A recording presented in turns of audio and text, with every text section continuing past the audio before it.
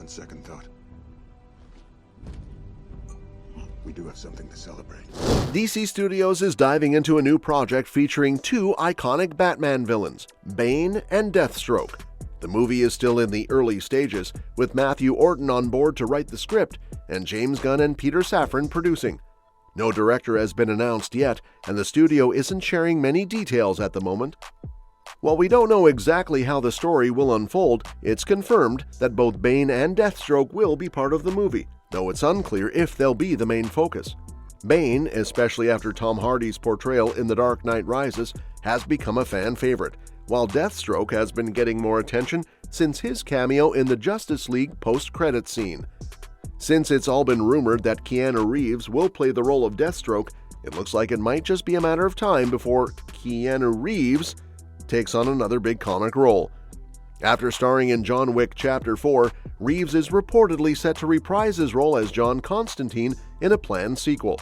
With James Gunn and Peter Safran's DCU coming together, along with the separate DC Elseworlds projects, there could be other opportunities for Reeves to join in on more DC titles.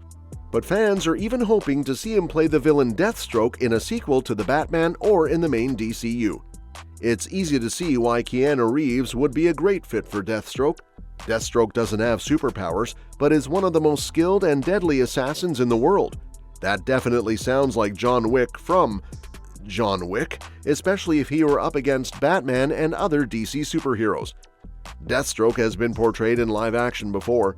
Joe Manganiello played him in Justice League and its extended cut, Zack Snyder's Justice League. There were talks of him getting his own spin-off, but those plans never panned out. Manu Bennett also took on the role in the Arrowverse, and Esai Morales played Deathstroke in the Titans series on DC Universe HBO Max. He's been in a lot of live-action adaptations, but I get it if you're not super familiar with the character. None of those versions really left a lasting impression. So let me catch you up. Slade Wilson joined the U.S. Army at 16, lying about his age. After serving in the Korean War, he was stationed at Camp Washington and quickly moved up to the rank of Major. In the early 60s, he met Captain Adeline Kane, who was training soldiers for the upcoming conflict in Vietnam. She was blown away by how skilled Slade was and how fast he picked up new fighting techniques. She fell for him right away and realized he was the best fighter she'd ever seen. She offered to train him in guerrilla warfare, and within a year, Slade mastered every technique and earned a promotion to lieutenant colonel. 6 months later, Slade and Adeline got married, and she became pregnant with their first child. As the Vietnam War heated up, Slade was sent overseas. During the war, his unit was involved in a massacre of a village, which deeply disturbed him. He was rescued by an SAS member named Wintergreen, and he later returned the favor. Slade was then chosen for a top-secret experiment where the Army injected him with a drug that let him use up to 90% of his brain's capacity, giving him enhanced physical abilities and near-complete control over his body, including an accelerated healing factor and sharper senses. The goal was to create super soldiers for the U.S. military. After the experiment, Slade turned to mercenary work when he went against orders to rescue Wintergreen, who had been sent on a suicide mission by a commanding officer with a grudge. Slade kept his new career hidden from his family, despite his wife being a military expert herself. A criminal called Jackal kidnapped Slade's younger son Joseph to force Slade to reveal the name of a client who hired him as an assassin. Slade refused, sticking to his personal honor code. He fought back, killing the kidnappers at the meeting point, but unfortunately, Joseph was slashed in the throat before Slade could stop it, which destroyed his vocal cords and left him mute. After taking Joseph to the hospital, Adeline was furious with Slade for putting their son in danger and tried to kill him by shooting him. She only managed to take out his right eye. Despite the injury, Slade's confidence in his abilities remained strong, and he made no effort to hide his impaired vision. His mask, which covers half of his face, serves as a symbol of the lost eye. When he's not wearing the mask, Slade uses an eye patch to cover it. Slade has been a major enemy of the Teen Titans, starting with his son Grant, who was enhanced with superhuman abilities by the Hive, took the name Ravager, and was given a mission to take down the Teen Titans. Unfortunately, Grant's enhancements were lethal, and Slade took over the job. His first mission was to steal Promethium from Star Labs and sell it as a superweapon. He then kidnapped the Titans and set them up to be killed by a promethium bomb, killing 2 birds with 1 stone. The Titans managed to escape, but Slade severely injured Beast Boy during his getaway, sparking a deep rivalry between the two. Later, Deathstroke showed up in New York, taking officials hostage to draw the Titans out.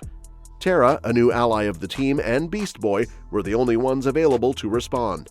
Tara knocked Beast Boy out and fought Slade alone, hoping to prove herself worthy of joining the Titans.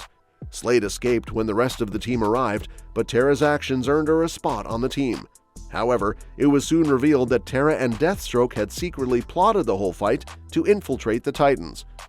In the Judas contract, the Teen Titans trusted Tara with their secret identities, and Slade used this information to take them down one by one. He attacked each Titan at their most vulnerable. Donna Troy was gassed at her photo studio. Changeling was knocked out by Tainted Mail. Victor Stone was shocked by an electric chair in his own apartment. Starfire was ambushed with a device that dampened her powers, and Raven was taken out by Tara. Nightwing was the last to be attacked, but he managed to escape and discovered that his teammates had already been captured. He went to Titan's Tower and learned from Slade's ex-wife that Tara was a traitor, and she revealed Slade's backstory. To confront Slade and the Hive, Nightwing teamed up with Jericho, Slade's son. During the confrontation, Deathstroke recognized Jericho and hesitated. Jericho took control of his father's body and freed the Titans. After Tara's death in the battle, Slade was taken into custody. Slade stood trial for his crimes, but Changeling sabotaged it, wanting to kill Slade for his role in Tara's betrayal. Slade agreed to face him, but showed up without his costume. Changeling couldn't bring himself to kill Slade, so instead they had a conversation.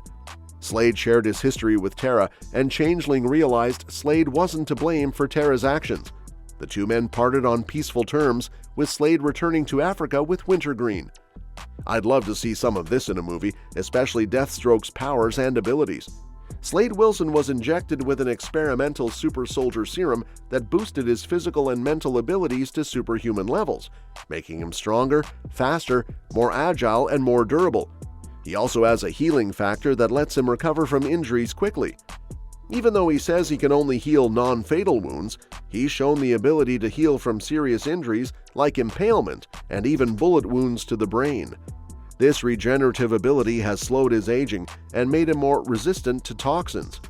Initially, it was said that he could use up to 90% of his brain, but it was later clarified that his brain processes information 9 times faster than a regular human's.